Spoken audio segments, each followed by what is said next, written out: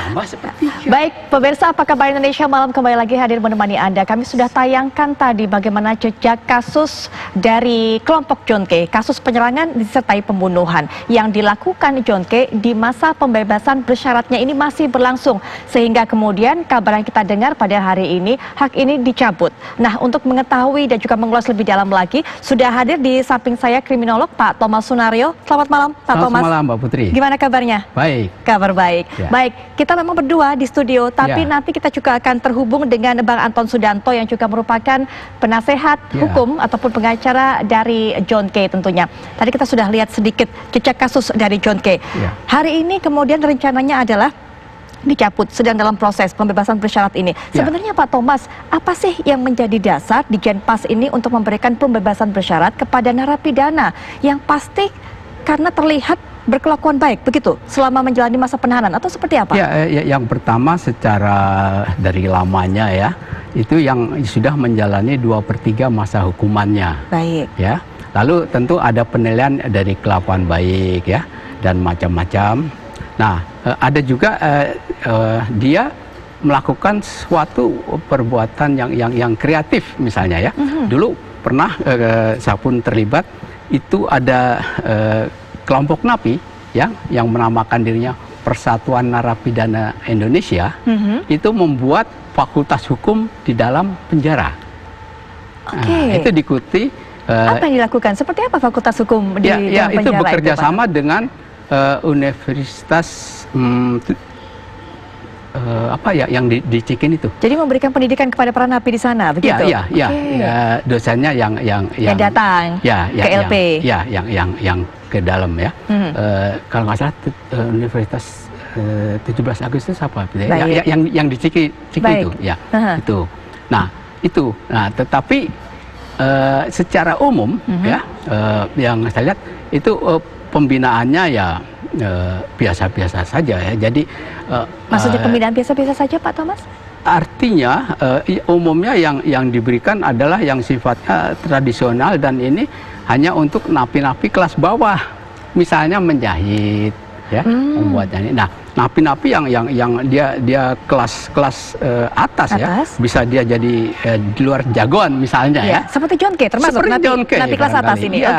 Atau mereka yang terkena kasus korupsi gitu ya. Itu menjadi tokoh-tokoh yang bagaimana petugas harus bekerja sama dengan dia agar situasi di dalam penjara tenang. Nah, kerjasama antara petugas dengan napi kelas atasnya seperti apa di dalam lembaga pemasyarakatan? Mereka bisa menangani atau sebagai meredam ya napi-napi yang lain agar tidak berbuat kerusuhan.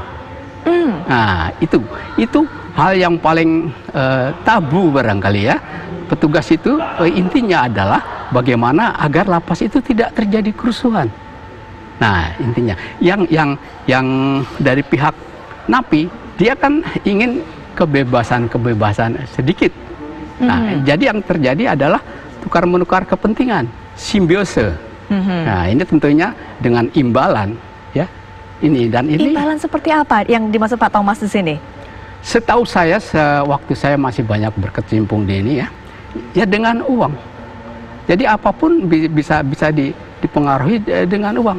Petugas yang bertugas di dalam lembaga permasyarakatan maksudnya yang mendapatkan imbalan itu, mendapatkan imbalan berupa uang dari para tahanan kelas atas tadi, begitu Pak? Iya, tapi tidak secara langsung ya.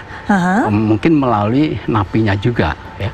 Karena di dalam lapas ya, saya sebut saja penjara ya.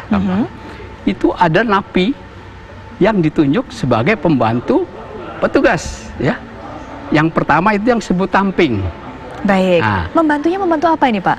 Dalam pekerjaan ya. Jadi misalnya bagian administrasi itu dicari mereka yang bisa bermain komputer. Baik. Ya. Yang di juru masak ya.